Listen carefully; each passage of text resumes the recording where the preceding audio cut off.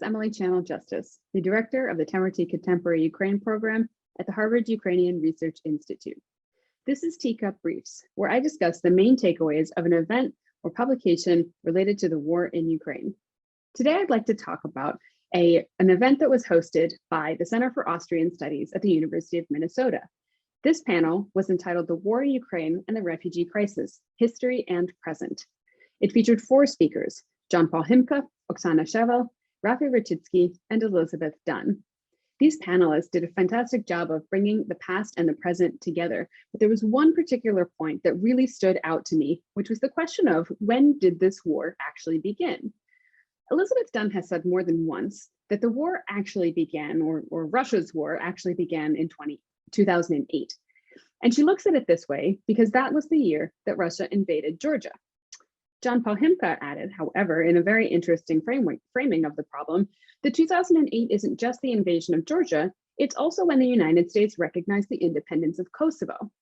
So this should remind us that Putin views the Russian invasion of Donetsk and Luhansk, both invasions, the one in 2014 and the one in 2022, as having the same justification as the 1999 NATO bombing of Serbia and of Western support for Kosovo's independence. Elizabeth Dunn has actually made this connection before in a 2014 paper co-authored with Michael Bobek.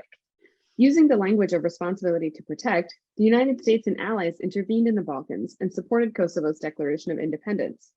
Putin claims to be intervening in Donetsk and Luhansk for the same reasons. Of course, we know that Putin's claims are not based on reality.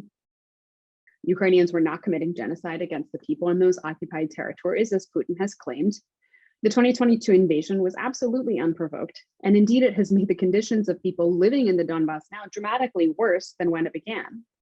Professor Rachitsky discussed the fact that many of the people who remained in Donbass were disabled people and their families, and they stayed because it was easier to access certain social services there. Now, we can't know anything about their current conditions, but we have to guess that their lives have not improved and in fact have probably worsened dramatically since February.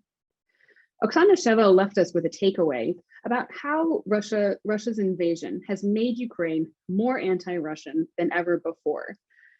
While perhaps previously these Russian perspectives, including this idea about responsibility to protect and fighting against NATO expansion, previously those ideas might have had some resonance in Ukraine, but now Russia has pushed Ukraine further away from it than ever. Thanks so much to the panelists who were in a really interesting conversation together and who brought their different perspectives in a wonderful discussion. Thanks so much for tuning in.